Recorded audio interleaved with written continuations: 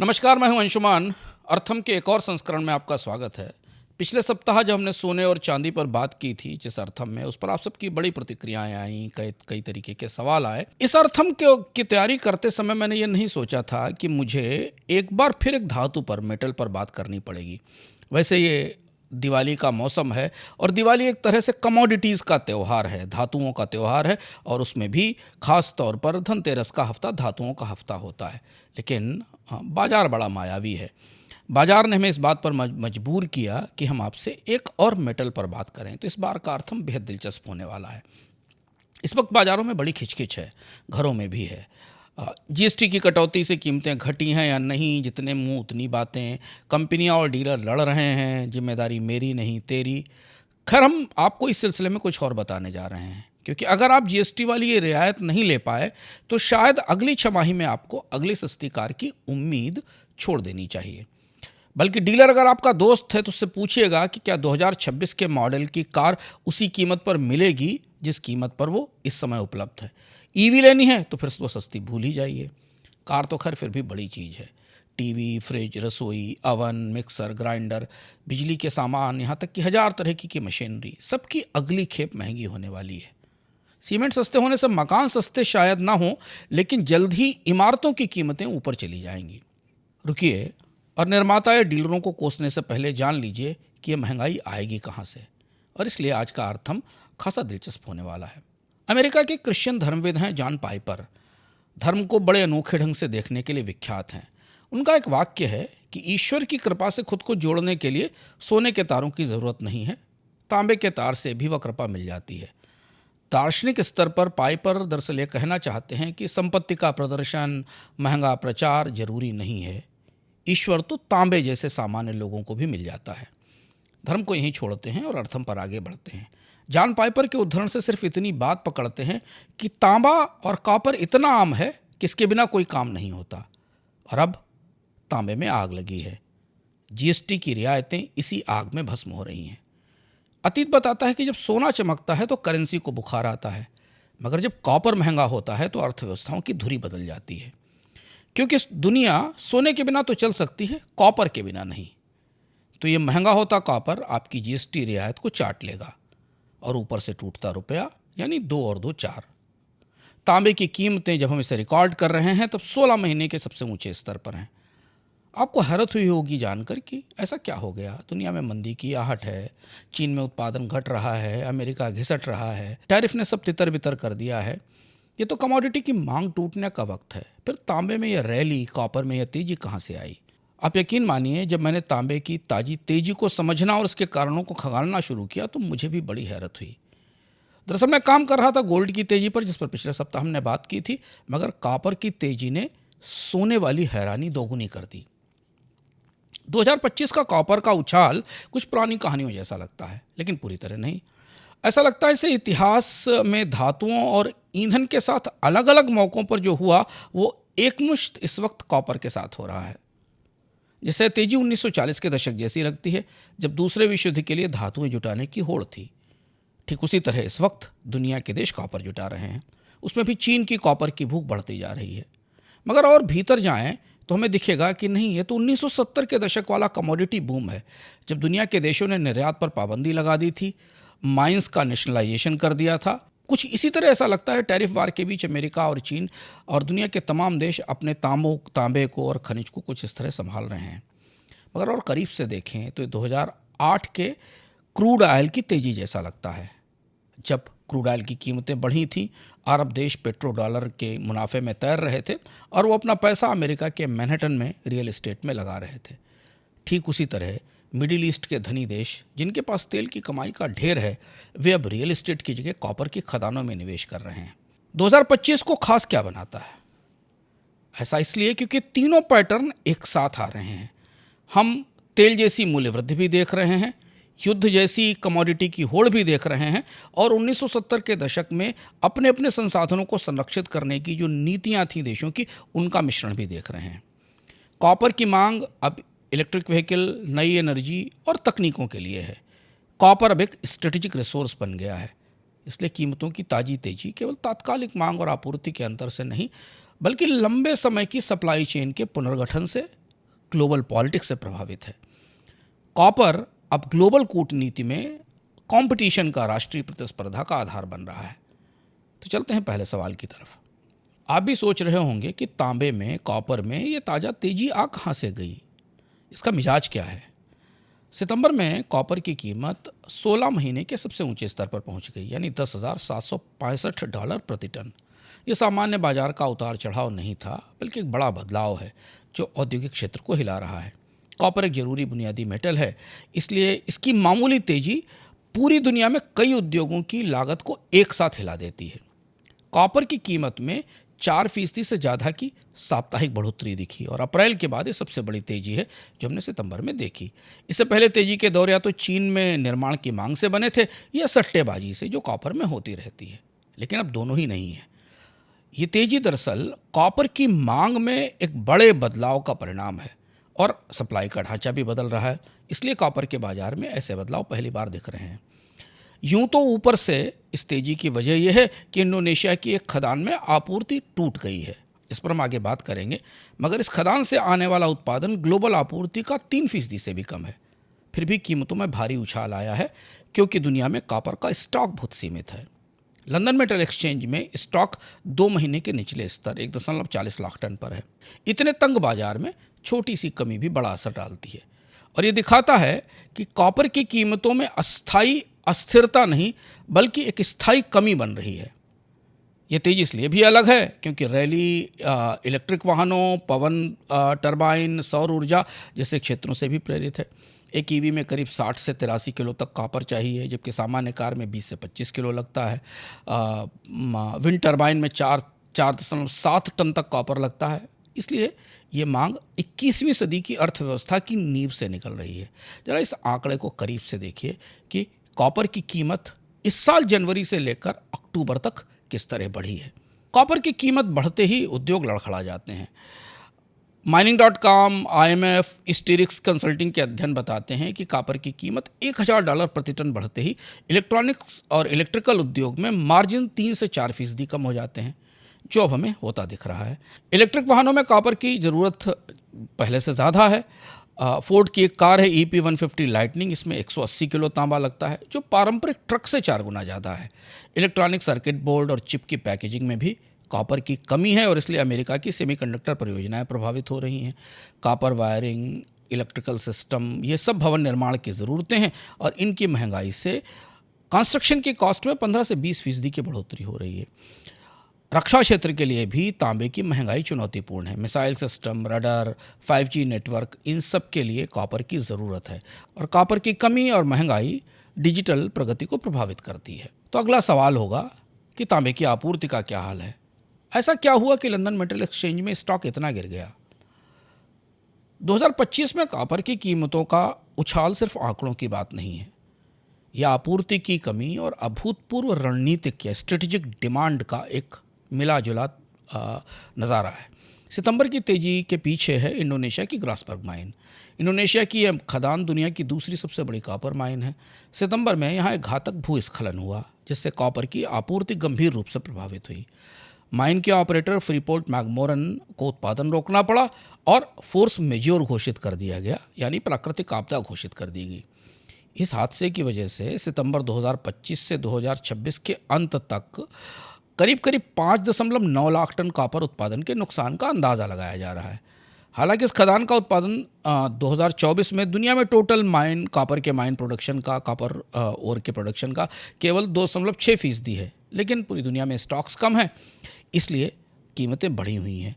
इस माइन के operator Freeport ने कहा है कि यह खदान 2026 की पहली छमाही से पहले शुरू नहीं हो सकती है और सिर्फ इस एक घटना ने वैश्विक कॉपर संतुलन को, दुनिया के बाजार में कॉपर की मांग और आपूर्ति के संतुलन को बदल दिया। गोल्डमैन सैक्स ने 2025 के लिए कॉपर की मांग को लेकर और कीमतों को लेकर अपना अनुमान पलट दिया।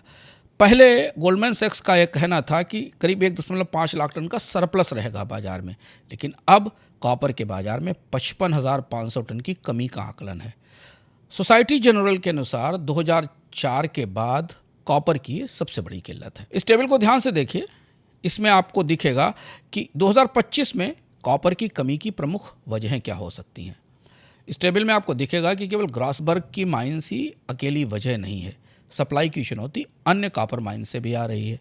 चिली में अगस्त 2025 में कॉपर उत्पादन 10% तक गिरा, जो अभी तक की 2023 के बाद की सबसे बड़ी गिरावट है। जुलाई में भूकंप के बाद कोडेल्को की चिली में कोडेल्को की एल टेनियंटे खान बंद हो गई। कांगो की कामुआ काकुला माइंस में भी रुकावटें आई हैं। बैंक ऑफ अमेरिका के माइकल विडमर जो कि विशेषज्ञ हैं, उनका कहना है कि इस साल कॉपर माइंस की सप्लाई 15 साल के हर अनुमान से कम थी। अगला सवाल होगा कि एक तरफ तो ग्लोबल मंदी की संभावना है और दूसरी तरफ कॉपर की मांग बढ़ रही है। जब औद्योगिक उत्पादन ही नहीं बढ़ रहा है तो कॉपर कहाँ खरीदा जा रहा है? ये कैसा अंतर्विरोध है? दरअसल कॉपर की मांग में बड़ा बदलाव आ रहा है। पुरानी इलेक्ट्रिक मैन्युफैक्चरिंग की मांग की जगह कॉपर भी एक स्ट्रेटेजिक रिसोर्स है जो विश्व की अर्थव्यवस्था के लिए ज़रूरी है और इसे और ज़्यादा ज़रूरी बना रहा है। इंटरनेशनल एनर्जी एजेंसी का एक आकलन मैं पढ़ रहा था, उसके मुताबिक 2023 में कॉपर की खपत करीब 26 मिलियन टन थी, जो 2035 तक बढ़कर 33 मिलियन टन हो जाएगी, यानी करीब 26% की बढ़ोतरी। इसका सबसे बड़ा असर होगा ग्रीन एनर्जी के कारण। इस टेबल को ध्यान से देखिए तो आपको दिखाई देगा कि ग्रीन एनर्जी में, रिन्यूएबल एनर्जी में कॉपर की मांग कितनी बड़ी है। इसके अलावा एआई और डेटा सेंटर की वजह से अमेरिका में बिजली की मांग 2030 तक दोगुनी गति से बढ़ेगी, क्योंकि एआई, क्रिप्टो और डेटा सेंटर्स को भारी बिजली की ज़रूरत है। इलेक्ट्रिक व्हीकल और उनके चार्जिंग नेटवर्क में सामान्य वाहनों की तुलना में कई गुना कॉपर चाहिए।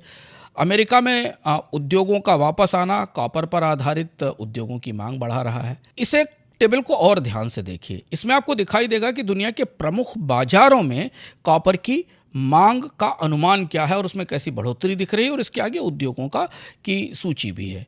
इस आंकड़े को याद रखिए कि भारत में कॉपर की मांग करीब 300% बढ़ेगी, जिस पर हम आगे बात करेंगे। लेकिन इस साल कॉपर का बाजार अमेरिकी टैरिफ नीतियों से बुरी तरह प्रभावित हुआ है। फरवरी 2025 में राष्ट्रपति ट्रंप ने कॉपर के आयात पर निर्भरता की राष्ट्रीय सुरक्षा जांच करा दी। इससे संभावित था कि अमेरिका में टैरिफ आएंगे और इसलिए अमेरिका को कॉपर भेजने की होड़ लग गई, जिसने पूरा पारंपरिक व्यापार पैटर्न बदल दिया। जुलाई 2025 में 50% टैरिफ की घोषणा के बाद बाजार में और ज़्यादा हलचल आई। जेपी मॉर्गन ने बताया कि कॉपर के बाजार में वैश्विक तंगी नहीं है, बल्कि स्टॉक्स में बड़ा असंतुलन है। 2025 की पहली छमाही में अमेरिका में कॉपर में इंपोर्ट करीब 129% बढ़े, जिससे स्टॉक्स में बड़ी बढ़ोतरी हुई। चीन ने भी अपनी एडवांस मांग बाजार को भेज दी, जिससे बाजार से और ज़्यादा मांग निकली और सप्लाई की कमी हुई। जेपी मॉर्गन ने 2025 के दूसरे हिस्से में मांग में कमी और स्टॉक्स की अनवाइंडिंग की भविष्यवाणी की है, जिससे कीमतें $9,100 प्रति टन तक जा सकती। अब अगला सवाल, कॉपर रणनीतिक सोच तो है, मगर भू राजनीतिक संतुलन इसे कैसे बदल रहा है? दरअसल कॉपर की आपूर्ति सुनिश्चित करने वाले देश और कंपनियां अब भविष्य की अर्थव्यवस्था में बड़ी बढ़त हासिल करेंगे। आपको जानकर अचरज होगा कि ताकत अब दो भूगोलों के पास पहुंच रही है, एक है चीन और दूसरा है मध्य पूर्व। चीन और खाड़ी देश दुनिया में कॉपर को संभालने में और उस पर नियंत्रण करने की होड़ में सबसे आगे हैं। पहले नजर डालते हैं ग्लोबल उत्पादकों पर। इस टेबल में देखिए कि दुनिया के 6 सबसे बड़े कॉपर उत्पादक देश कौन से हैं। इससे आपको दिखेगा Chile, Peru, Congo, China, America, Australia और रूस, ये सबसे बड़े उत्पादक हैं। तांबे की ताकत पर चीन की बिसात सबसे महत्वपूर्ण है। चीन तांबा के खनन में, उत्पादन में तो चौथा स्थान रखता है। चीन ने 2024 में करीब 1.8 मिलियन मीट्रिक टन कॉपर का खनन किया, जो 2023 के मुकाबले कम है थोड़ा सा। 2023 का आंकड़ा 1.82 मिलियन टन का है। चीन में भीतरी उत्पादन, कॉपर का घरेलू उत्पादन तेजी से गिर रहा है। 2021 का जो उच्चतम स्तर है वो हाल फिलहाल के वर्षों में नहीं मिला, क्योंकि चीन का तांबा भी निचले ग्रेड का है और उसे निकालने की लागत ऊंची है। फिर भी चीन कॉपर के मार्केट की बड़ी ताकत है। कैसे? क्योंकि वैसे चीन के पास दुनिया के सबसे बड़े कॉपर भंडार हैं, 190 मिलियन टन के आसपास का रिजर्व है। प्रमुख खदानें हैं तिब्बत की कोलांग, जहाँ जिजिन माइनिंग ग्रुप काम करता है। 2024 में 366 मिलियन पाउंड के साथ चीन की ये सबसे बड़ी खदान थी जो जिजिंग माइनिंग के पास थी। फिर भी चीन 70% से अधिक कॉपर की ज़रूरत इम्पोर्ट से पूरी करता है, और इसमें भी अधिकांश कॉपर और चिली और पेरू से आता है। चीन की असली ताकत यह है है कि चीन के पास कॉपर रिफाइनिंग की सबसे बड़ी क्षमता है। दरअसल दुनिया में कॉपर को रिफाइन करने वाला सबसे बड़ा देश है चीन। उसका अपना तांबा अच्छी क्वालिटी का नहीं है, लेकिन अंतर्राष्ट्रीय कॉपर के ओर को इंपोर्ट करके वो रिफाइन करता है। सालाना 12 मिलियन मीट्रिक टन का उत्पादन है। 44% वैश्विक हिस्सा है रिफाइंड कॉपर के बाजार में। इसलिए चीन ने पिछले वर्षों में 2021 के बाद से कॉपर के खनन में या उसकी माइनिंग में निवेश नहीं किया है, बल्कि स्मेल्टिंग क्षमता को बढ़ाने पर निवेश किया है, जिससे कि रिफाइनिंग का और ज़्यादा बाजार मिल सके। चीन की रणनीति है कि रिफाइनिंग और तांबे का स्टॉक जुटाया जाए। जितनी मैक्सिमम रिफाइनिंग होगी उतना ही देश में तांबे का स्टॉक होगा, जो पूरी दुनिया में कॉपर की सप्लाई चेन पर चीन की ताकत को बढ़ाता है। चीन की कॉपर रणनीति केवल बाजार हेरफेर तक सीमित नहीं है, बल्कि एक आर्थिक कूटनीति का शानदार उदाहरण भी है। बीजिंग ने अपनी रिफाइनिंग ताकत का उपयोग कॉपर डिप्लोमेसी के लिए किया है।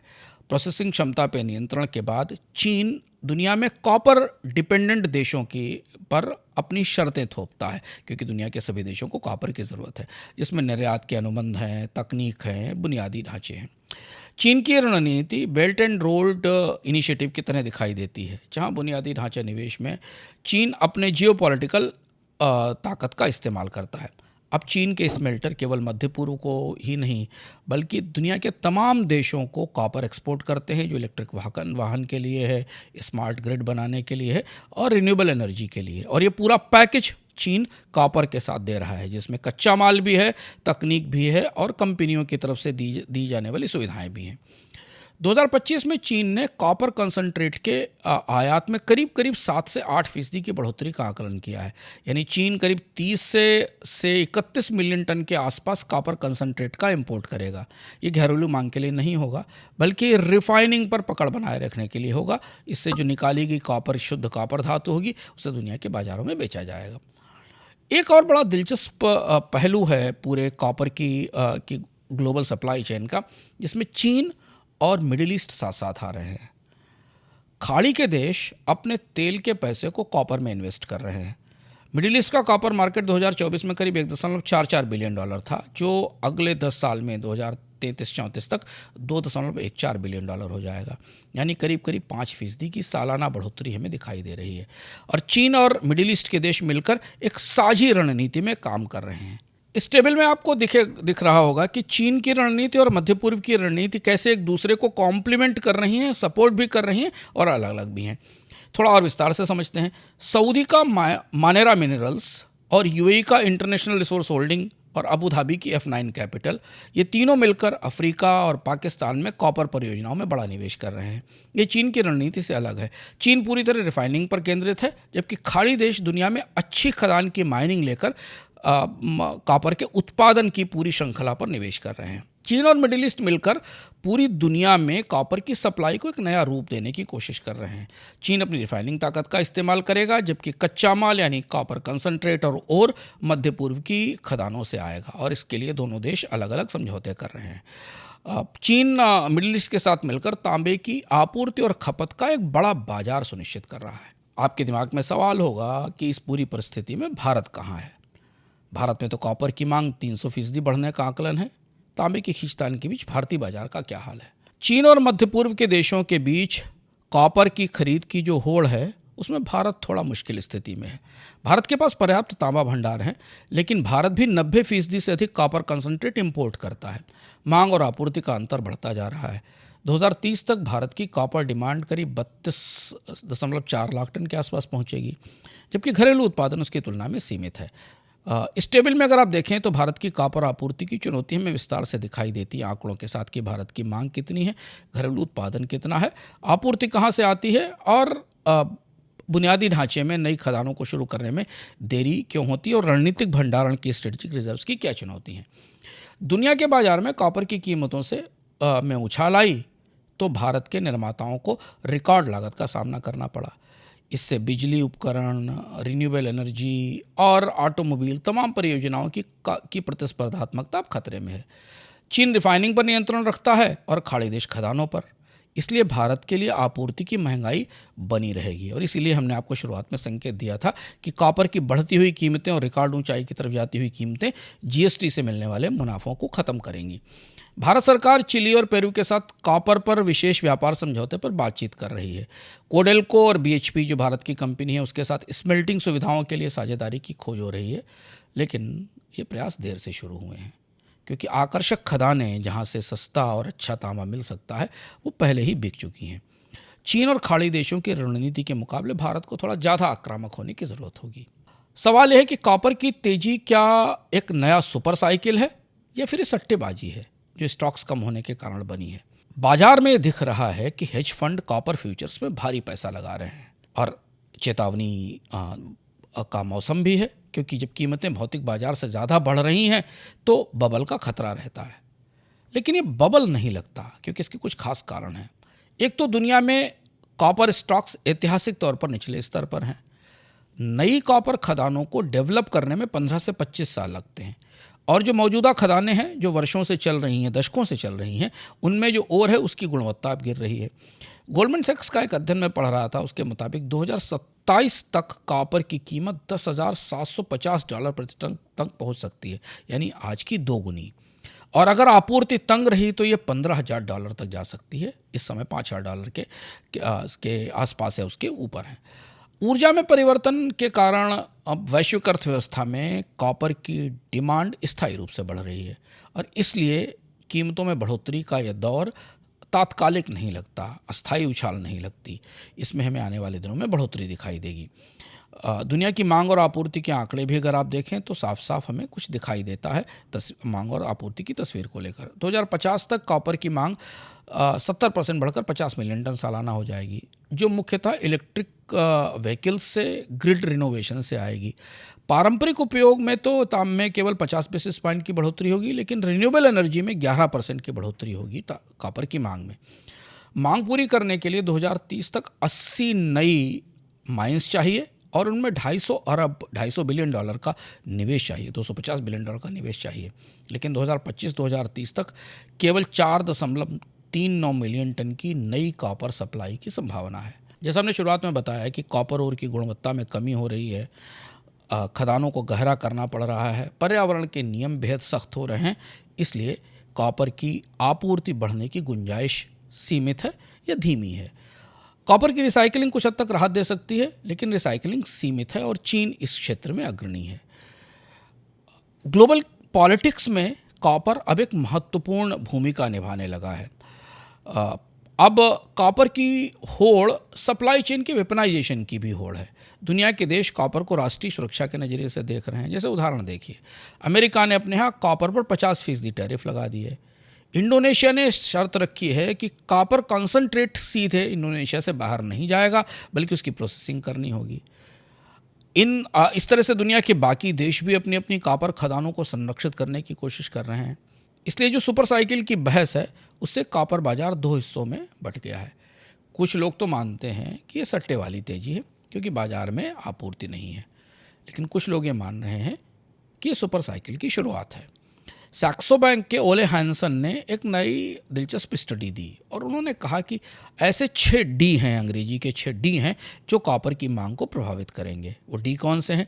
Decarbonisation, deglobalisation, defence expenditure, dedollarisation, demography और क्लाइमेट चेंज। इनके आधार पर दुनिया में तांबे की मांग सबसे ज़्यादा बढ़ेगी और वे मानते हैं कि ये तांबे का सुपर साइकिल हो सकता है। तो सवाल ये है कि कॉपर का भविष्य कैसा दिखता है, क्योंकि कॉपर बुनियादी औद्योगिक मेटल है, इसके बिना बिजली, कारें कुछ भी संभव नहीं है।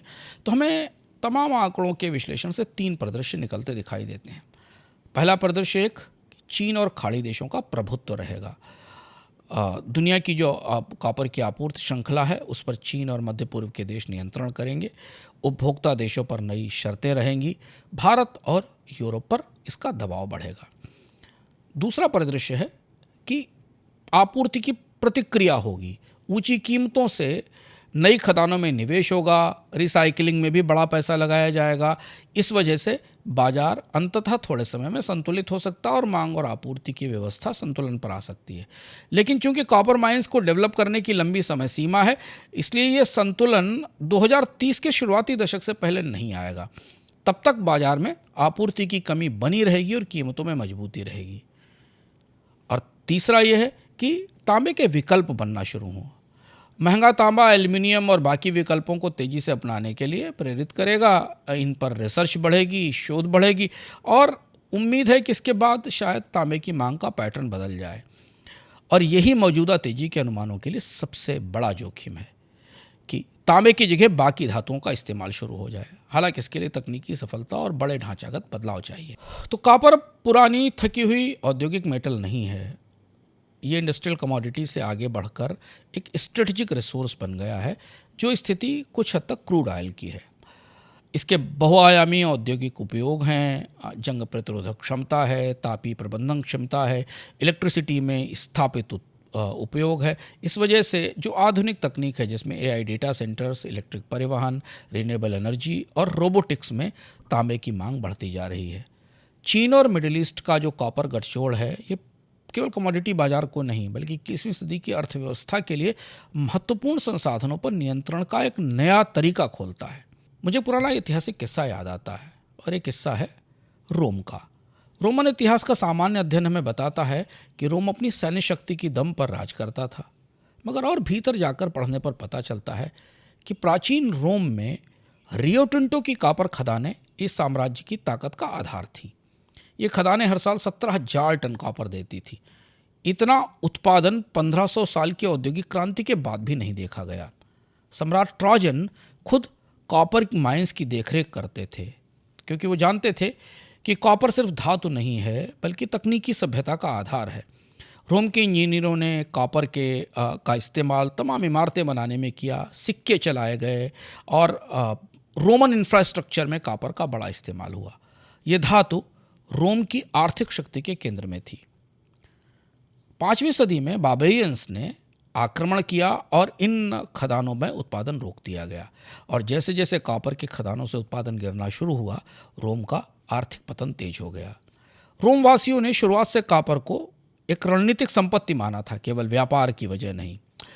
प्लिनी द एल्डर ने लिखा है कि रोम के लोगों ने कांस्य हथियारों को पिघलाकर कवच और औजार बनाए ताकि तांबे को बचाया जा सके। आज चीन और मध्य पूर्वी देश रोम की सीख मान रहे हैं कि कॉपर पर नियंत्रण खोने वाले राष्ट्र इतिहास में पिछड़ जाते हैं। पूरी दुनिया इस प्राचीन सबक को अब नए सिरे से सुन रही है। आज के अर्थम में इतना ही। किस्से कहानी में आपकी रुचि है तो जुड़िए इंस्टाग्राम पर, जहां हम लेकर आते हैं टाइम मशीन, जिसमें प्रति सप्ताह हम आपको कुछ ऐसी चीज़ों की घटनाओं के किस्से बताते हैं जो शायद पहले हो चुकी हैं और आज आप होते हुए देख रहे हैं। किताबों की दुनिया से अगर में आना जाना है तो बुकनू को फॉलो करिए इंस्टाग्राम पर, जहां हम प्रति सप्ताह एक किताब पर कुछ अलग ढंग से चर्चा करते हैं, जिसमें किताबें भी होती हैं, किस्से भी होते हैं और वक्त की चर्चा भी होती है। फिर मिलते हैं अगले संस्करण में अर्थम के साथ।